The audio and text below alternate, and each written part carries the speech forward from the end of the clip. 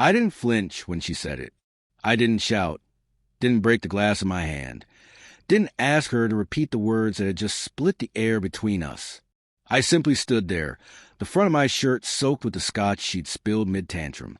The ice cubes from her glass clinked against the hardwood at our feet, but my heart was already colder than anything on the floor. He's rich and not impotent like you. That sentence didn't hit me like a punch.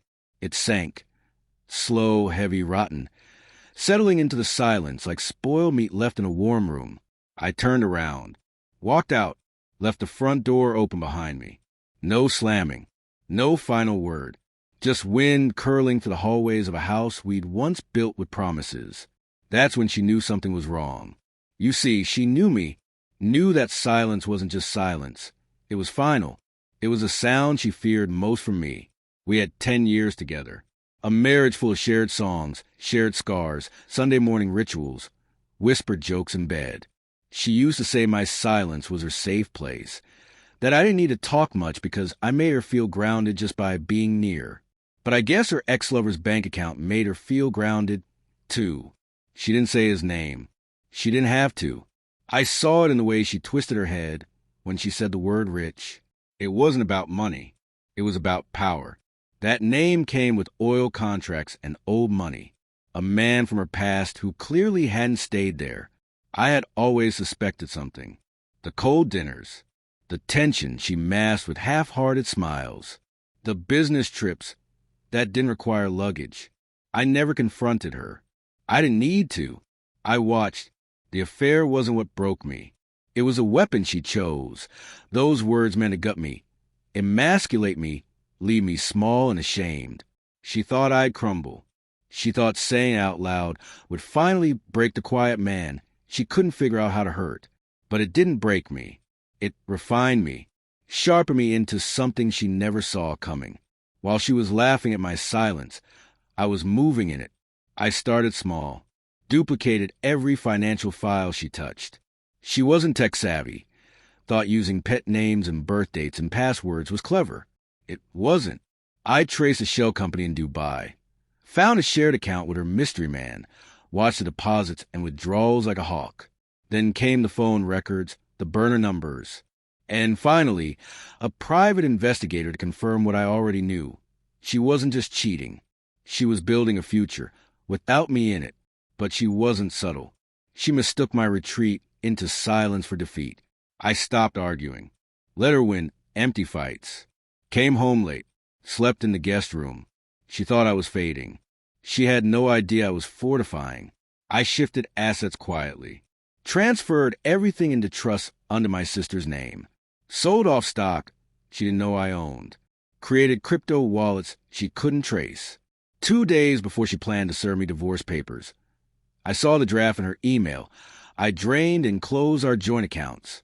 I also saw the message she sent him. Once this is over, we'll be free. He'll be fine. He's used to being second best anyway. Second best. The words didn't sting.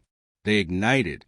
I filed first, with evidence, surveillance footage, bank statements, GPS logs, burner numbers. I knew the law.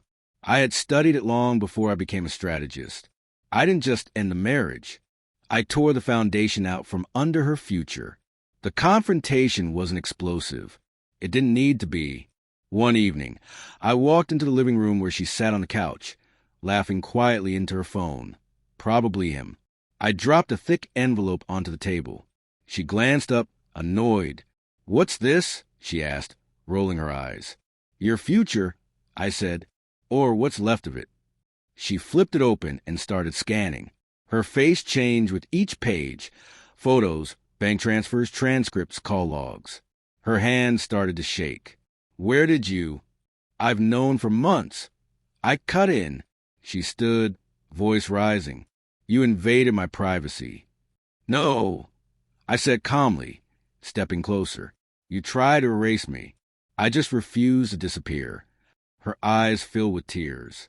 For a second, I thought she might drop the act and beg, but pride kept her standing. So I handed her the final piece, an injunction, a freeze on all our accounts. Denial of alimony due to infidelity and fraudulent concealment of shared assets. And the cherry on top? A printed email exchange with the wife of her so-called soulmate. Yes, he was married. Happily, I might add. I sent his wife everything. The fallout came fast. He ghosted her, blocked her, froze the shared Dubai account before she could squeeze another dollar from it. His wife's lawyers? Far nastier than mine. My ex-wife tried to spin the narrative, claimed I was emotionally abusive, distant, cold, said I manipulated her into betrayal. But documents don't lie. Screenshots don't stutter. Bank trails don't forget. Now she lives in a cramped studio apartment downtown. She sells designer handbags on Instagram and posts recycled quotes about healing, self-love, and choosing peace. She bumps into old mutual friends sometimes. They still invite me to dinners and birthdays. I know because they send me photos. She looks thinner now, not in the fashionable way, in the regretful way. She tried calling me once, blocked, sent a handwritten letter, said she never meant it like that I was always the man she should have loved. Right, but I never replied. I don't owe her closure. I gave her something better, consequences. Some nights, I played a memory back. The second she realized I wasn't just leaving, I was erasing her blueprint for a future I wasn't supposed to survive.